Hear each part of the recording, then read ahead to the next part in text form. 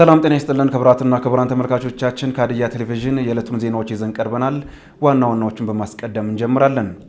አሁን ላይ የኮሪደር ልማት በፈጠረው ምቹ ሁኔታ የከተማ ገጽታ ግንባታ ከማሳለጥም ባለፈ ምቹ የሥራ አካባቢ መፍጠር መቻሉን አንዳንድ የሆሳዕና ከተማ ነዋሪዎች ተናገሩ።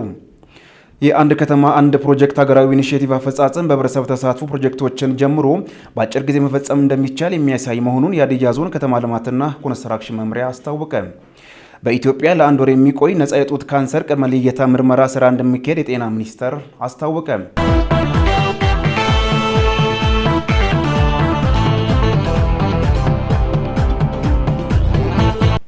በዝርዝር ወደምናያቸው ዜናዎች አልፈናል። ዜናዎችን በመምራት አክሊሉ አማረ አብሬያችሁ ቆያለሁ። አሁን ላይ የኮሪደር ልማት በፈጠረው ምቹ ሁኔታ የከተማን ገጽታ ግንባታ ከማሳለጥም ባለፈ ምቹ የሥራ አካባቢ መፍጠር መቻሉን አንዳንድ የሆሳዕና ከተማ ነዋሪዎች ተናገሩ። ዘሪቱ ኤልያስ ዝርዝሩን ይዛለች። በልማቱ ላይ በተለያዩ ምክንያቶች ጉዳት ባደረሱ አካላት ላይ ሕጋዊ እርምጃ መወሰዱንም የሆሳዕና ከተማ አስተዳደር ማዘጋጃ ቤታዊ አገልግሎት ጽሕፈት ቤት ገልጿል። በሆሳዕና ከተማ ያነጋገርናቸው ነዋሪዎች በሰጡት አስተያየት በከተማው የኮሪደር ልማት ከመገንባቱ በፊት ህብረተሰቡና ተሽከርካሪዎች በዋና መንገድ ላይ ተጋፍተው በሚሄዱበት ወቅት ለትራፊክ አደጋ፣ ለስርቆት፣ ለአካል ጉዳትና ለሌሎችም ችግሮች ሲዳረጉ እንደነበር አንስተዋል። አሁን ላይ የኮሪደር ልማት በፈጠረው ምቹ ሁኔታ የከተማ ገጽታ ግንባታን ከማሳለጥም ባለፈ ምቹ የስራ አካባቢን መፍጠር መቻሉንም ነዋሪዎቹ ተናግረዋል። ልማቱ በህብረተሰቡ ዘንድ ከዚህ ቀደም ያልተለመደ በእግር የመሄድ ልምድን ያዳበረ እንደሆነም ገልጸዋል። በየመንገድ ዳር የተመቻቹ የተለያዩ የመዝናኛ ስፍራዎች፣ የመኪና ማቆሚያዎች፣ የማረፊያና ሌሎችም ምቹ ሁኔታዎች እንዳስደሰታቸው ተናግረዋል። በመንገድ ዳር ላይ የተዘረጉ ዘመናዊ የማብራት ፖሎች ለከተማዋ ልዩ ገጽታ መፍጠሩን የገለጹት ነዋሪዎቹ ከልማቱ ጋር በተያያዘ ለበርካታ የህብረተሰብ ክፍሎች የስራ ዕድል መፈጠሩንም ጠቁመዋል። መንግስት በኮሪደር ልማት ላይ ጉዳት የሚያደርሱ አካላትን ለይቶ እየወሰደ ያለውን እርምጃ አጠናክሮ መቀጠል ይገባል ሲሉም ተናግረዋል። ለተገነቡ መሰረተ ልማቶች አስፈላጊውን ጥበቃና እንክብካቤ እንደሚያደርጉ የገለጹት ነዋሪዎቹ ሁሉም በየአካባቢው የድርሻውን እንዲወጣም አሳስበዋል። የኮሪደር ልማት ለትራፊክ ፍሰት ቁጥጥር ምቹ ሁኔታ መፍጠር መቻሉን የፍሰት ተቆጣጣሪ ሳጅን ኃይሉ ፎርሲዶ ተናግረዋል። የሆሳዕና ከተማ አስተዳደር ማዘጋጃ ቤታዊ አገልግሎት ጽሕፈት ቤት ምክትል ስራ አስኪያጅና የመሰረተ ልማት ዘርፍ ኃላፊ አቶ ተከተል ጩፋሞ እንደተናገሩት በከተማዋ ከዚህ ቀደም ቆሻሻ የሚጣሉባቸው አካባቢዎች ለምተው ለተለያዩ አገልግሎቶች እየዋሉ በመሆኑ ኮሪደሩ ለበርካታ ወገኖች የስራ ዕድል የፈጠረ ነው ብለዋል። በመንገድ ዳር የተለያዩ አይነት ያላቸውን የውበት ዛፎችና አበባዎች እየለሙ ሲሆን ዘመናዊ የመብራት ፖሎች ተተክለው አገልግሎት እየሰጡ እንደሆነም ተናግረዋል። የተጠቃሚ ብዛት ያለባቸው ስፍራዎች ተለይተው 34 የታክሲ መጠበቂያ ቦታዎች በየ1.5 ኪሎ ሜትር ርቀት ላይ በ6 ቦታዎች ተዘጋጅቷል ያሉት አቶ ተከተል ከኢየሩሳሌም አደባባይ ጀምሮ እስከ ሽላንሻ ወንዝ ድረስ 94 የማረፊያ ወንበሮች መዘጋጀታቸውንም አብራርተዋል። በግንዛቤ እጥረት ምክንያት አንዳንድ የህብረተሰብ ክፍሎች በኮሪደር ልማት ላይ ጉዳት ሲያደርሱ እንደነበር አንስተው በጥበቃና በእንክብካቤ ዙሪያ በተለያዩ መንገዶች ግንዛቤ መፍጠር ስራዎች መሰራታቸውንም ጠቁመዋል። በከተማዋ የተሰራውን የኮሪደር ልማት እንዲጠብቁ 60 ሰዎችን በ3 ፈረቃ በማደራጀት ወደ ስራ እንደተገባም አንስተዋል። ከዚህ ቀደም በልማቱ ላይ በእንስሳት በተሽከርካሪዎችና በሌሎችም ምክንያቶች ጉዳት ባደረሱ አካላት ላይ ህጋዊ እርምጃ መወሰዱንም ምክትል ስራ አስኪያጁ ጠቁመዋል። በከተማዋ 35 ኪሎ ሜትር የኮሪደር ልማት ለመስራት ታቅዶ አሁን ባለው ሂደትም 24.5 ኪሎ ሜትር የግንባታ ሂደት እየተከናወነ መሆኑን የሆሳዕና ከተማ አስተዳደር ከንቲባ አቶ ሳሙኤል ሽጉጤ ተናግረዋል። በከተማዋ እየተሰራ ያለው የኮሪደር ልማት የመዝናኛ ስፍራዎችን፣ የአካል ጉዳተኞችና የሳይክል መንገዶችን፣ ማረፊያዎችን፣ የታክሲ መጠበቂያዎችንና ሌሎችም የአገልግሎት ቦታዎችን ያካተተ መሆኑን ከንቲባው ገልጸዋል። ለተገነቡ መሰረተ ልማቶች ህብረተሰቡ አስፈላጊውን ጥበቃና እንክብካቤ በማድረግ የድርሻውን እንዲወጣም አቶ ሳሙኤል አሳስቧል። ሆሳዕና ከተማ 20ኛውን የብሔር ብሔረሰቦች ቀን በዓልን ለማስተናገድ በርካታ ዝግጅቶችን እያከናወነች መሆኑንም ከንቲባዋ አንስተዋል ሲል ባልደረባችን ተመስገን ታደለ ዘግቧል።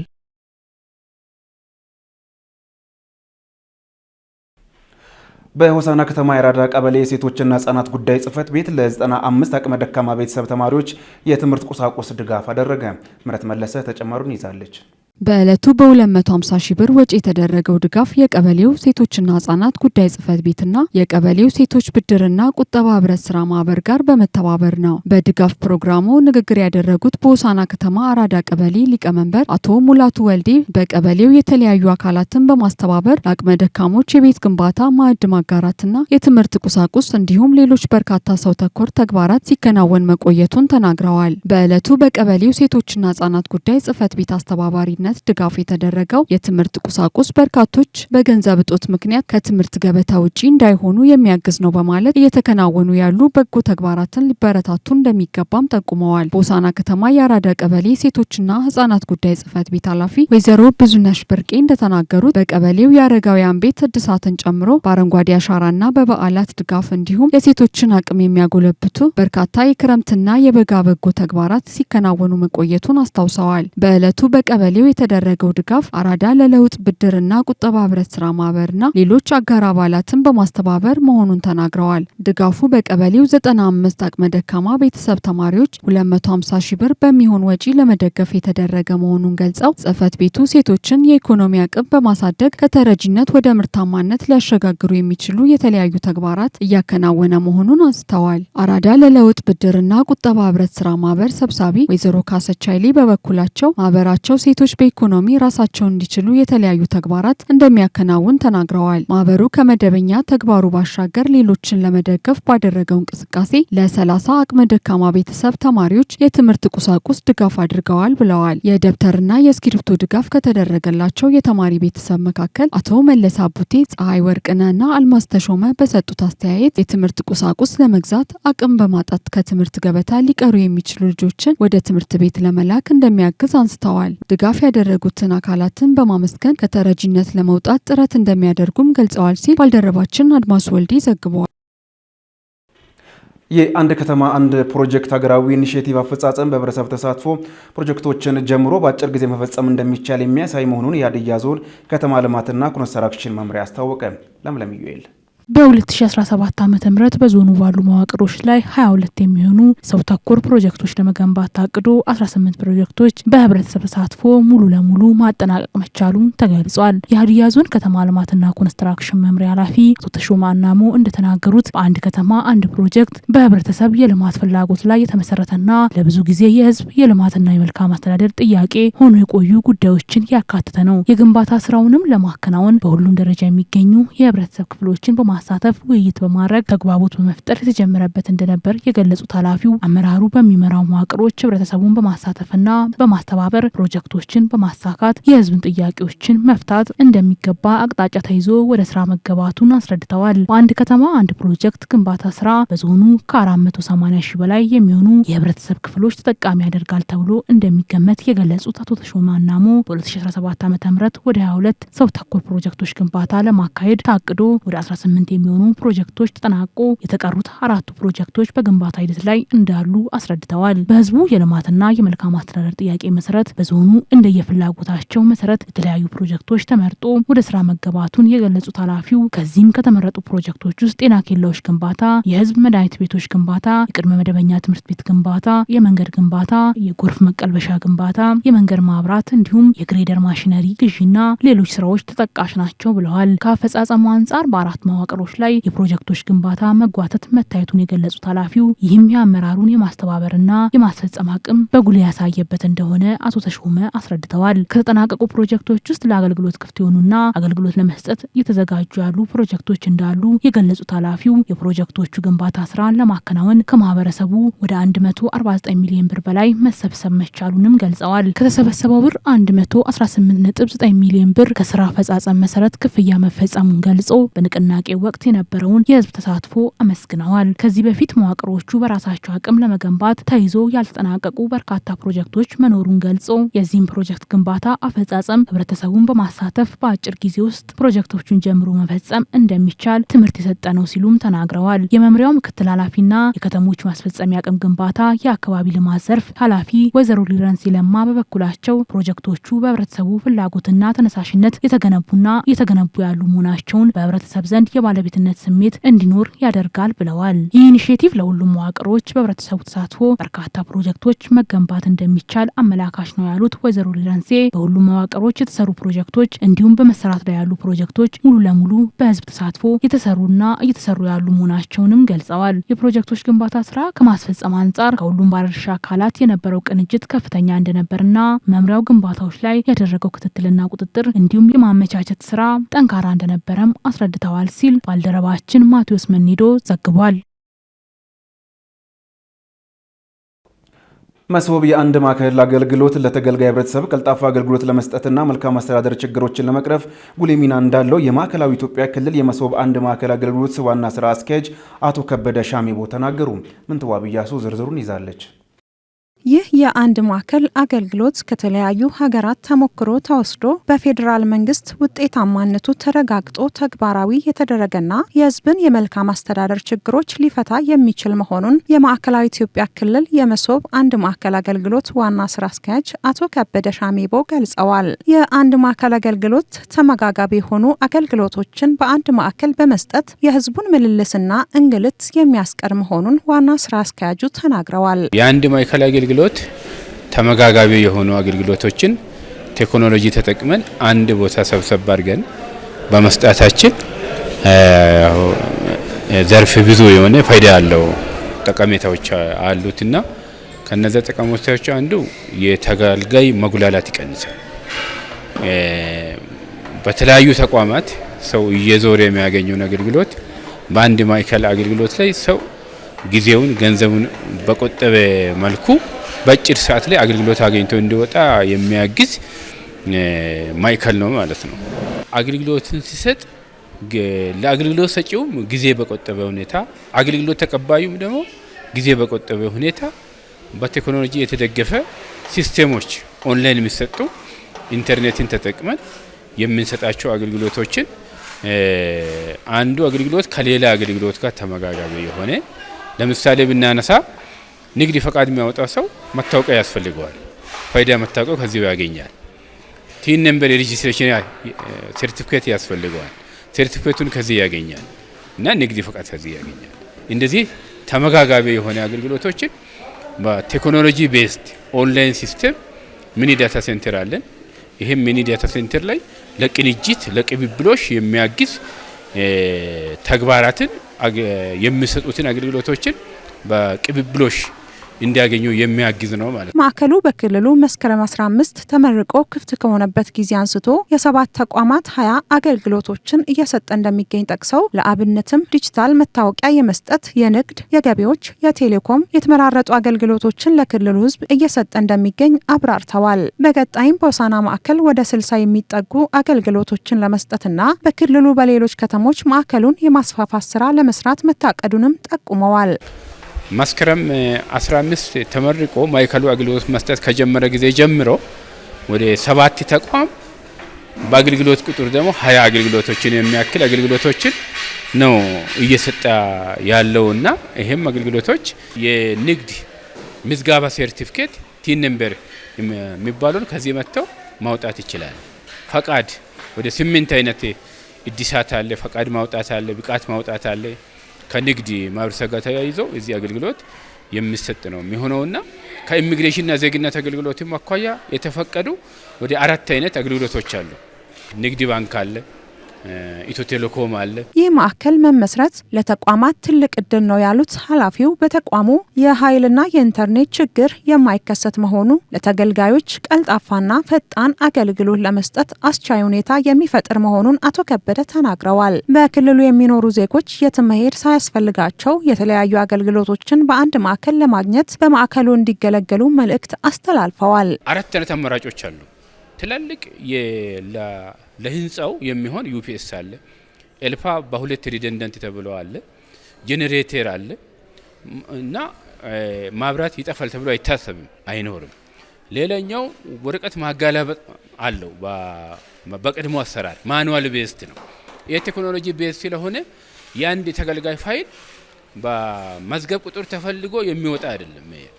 ይሄ ሲንግል ክሊክ ፋይሉን እያወጡ ከሚኒ ዳታ ሴንተር ለሰርቨር አለ፣ ክላውድ አለ፣ ዲዛስተር ሪከቨሪ አለ፣ በእነዚህ የተመቻቸ ነው። በቴክኖሎጂ ኔትወርክ ሁለት አይነት ኔትወርክ ነው ያለው። ቪፒኤን ወረዳነት ኔትወርክ የሚባልና ኢንተርኔት ብሮድባንድ የሚባል አለ። ይሄ ቪፒኤን ኔትወርኮች ኢንተርኔት ሄደዋል የሚባል አይደለም። ኢንተርኔት ባይኖርም አገልግሎት መስጠት የሚቻልበት ሁኔታዎች ያለበት ስለሆነ ከኢንተርኔት ጋር ያለው ጉዳይ አንቸገርም። በእለቱም ሲገለገሉ አግኝተን ያነጋገርናቸው አቶ ሳሙኤል አባዴ ዲጂታል መታወቂያን ለማውጣት እንደመጡና በአጭር ጊዜ ውስጥ አገልግሎቱን እንዳገኙ ጠቅሰው በአገልግሎቱም ደስተኛ መሆናቸውን ተናግረዋል። ሌሎችም በማዕከሉ በመገልገል የተለያዩ ቦታዎችን በመሄድ የሚያጠፉትን ጊዜና ጉልበት ብክነት ማስቀረት እንዲችሉ አሳስበዋል። የመጣሁት ለአይዲ ካርድ ነበር። አጋጣሚ ያው ከስራ ወጥቼ ነበር የመጣሁትና በተሰጠኝ ወይም ባገኘሁት አገልግሎት በጣም ቀልጣፋ አገልግሎት ማግኘቴ በጣም ደስ ብሎኛል። ረክቻለሁ። 5 ደቂቃም የፈጀብኝ አይመስለኝም። ማለት በጣም ሲጠራጠር ነበር የመጣሁትና የመጣሁበትና የተሰጠኝ አገልግሎት በጣም አርኪ ስለሆነ በመጣሁበት መንፈስ ስላልተመለስ በጣም ደስ ብሎኛል። ልክ እንደኔም ሌላውም እየመጣ የተለያዩ አገልግሎቶችን በአንድ ጊዜ በአጭር ጊዜ ውስጥ ማግኘት በጣም የተሻለ ነገር ነው ብዬ ነው ማስበውና እንደዚህ አይነት ነገሮችን እንዲያገኙ ሌላውም ህብረተሰብ እንዲጠቀምበት አበረታታለሁ።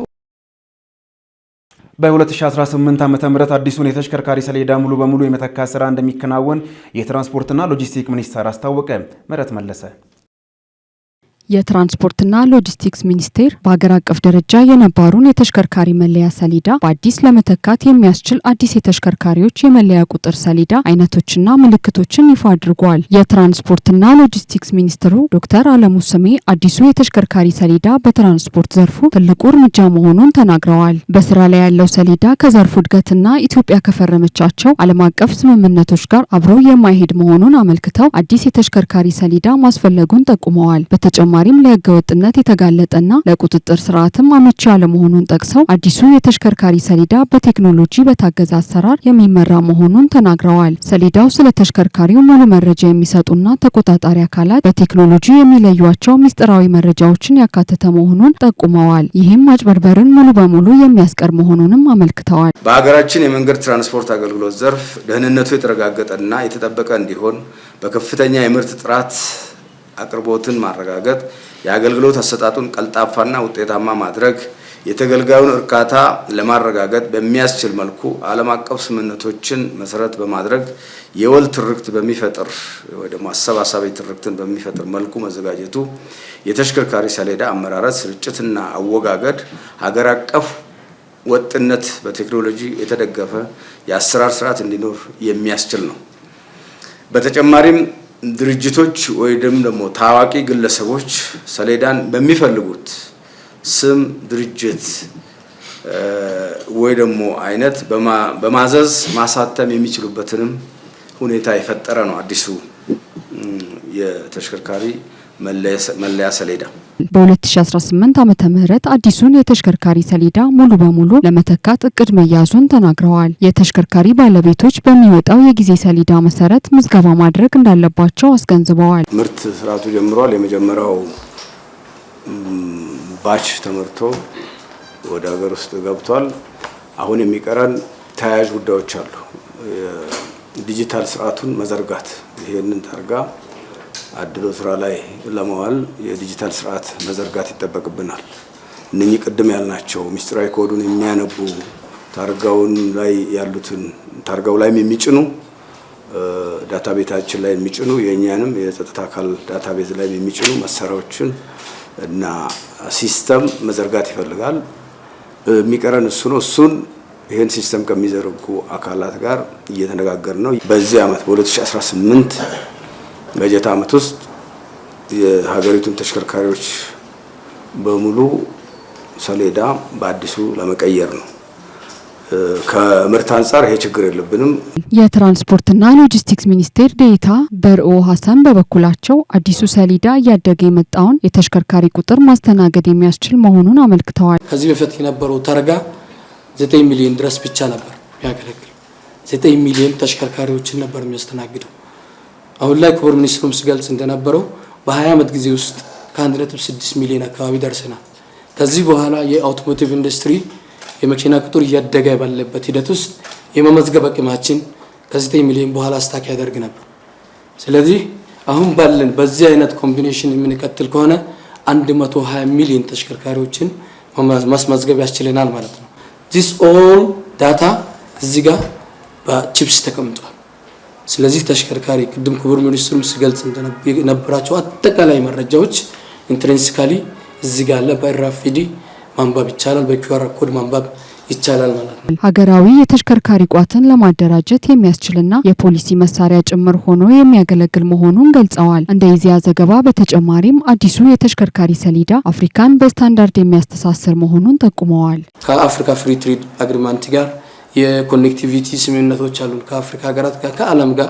ስለዚህ ኢዚ ኮኔክቲቪቲ ከመፍጠር አኳያ እና የአፍሪካ ዩሮ ሴፍቲ ቻርተርን፣ የትራይፓርታይት አግሪመንትን፣ የቪየና ኮንቬንሽንን፣ የፓሪስ አግሪመንትን ሁሉንም ያካተተ ነው ማለት ነው።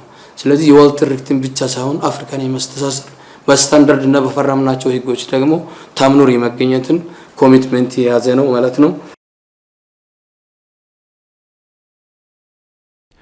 በኢትዮጵያ ለአንድ ወር የሚቆይ ነፃ የጡት ካንሰር ቅድመ ልየታ ምርመራ ስራ እንደሚካሄድ የጤና ሚኒስቴር አስታወቀ። ቤተልሔም ደመቀ ዝርዝሩን ይዛለች።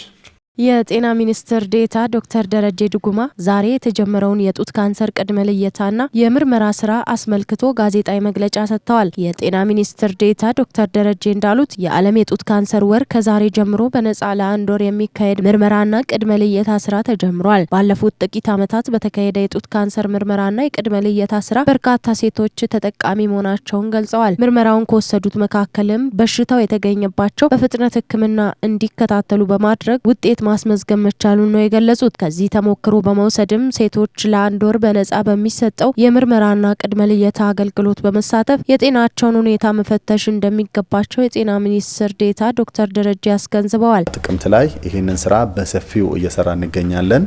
ባለፉት ዓመታት ወሩን በሙሉ በዚህ ላይ ትኩረት አድርገን ሰፋፊ ውጤቶችንም አግኝተናል። በብዙ ሺህ የሚቆጠሩ ሴቶቻችን